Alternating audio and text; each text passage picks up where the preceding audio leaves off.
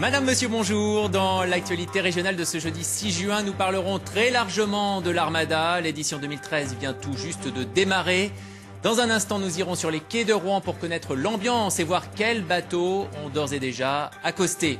Et puis nous évoquerons le verdict prononcé hier soir par la cour d'assises de l'Eure. Elle a condamné 2 hommes à 15 et 13 ans de prison et une femme à 8 ans.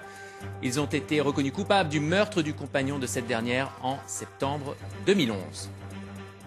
Voilà pour le programme. Bienvenue à tous. On ouvre évidemment ce journal par l'Armada. Le coup d'envoi de cette 6e édition a été donné il y a quelques instants, à midi pile précisément. C'est donc parti pour 10 jours de fête sur les quais de Rouen.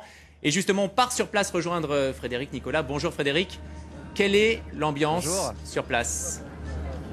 Écoutez Stéphane, il y a déjà une belle ambiance, le soleil est là, ce qui ne gâche rien à la fête. C'est pas encore la grande foule, hein. D'ailleurs j'avais tout à l'heure un groupe de touristes parisiens qui me disaient qu'ils étaient venus exprès ce jour-là et pas un autre pour éviter justement le monde. Alors concernant les horaires, effectivement c'est 12 h l'ouverture officielle du site, mais je vous cacherai pas que dès ce matin 9 h, et d'ailleurs on en voit encore des personnes et des chanceux, des curieux qui ont pu déjà monter à bord.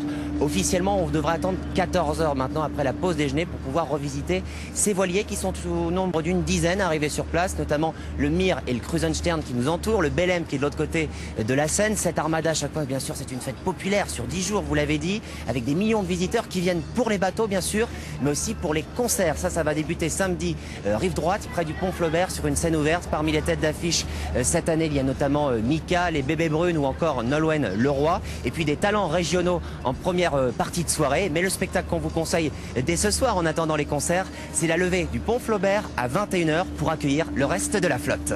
C'était Frédéric Nicolas. Merci Frédéric. Alors vous le savez,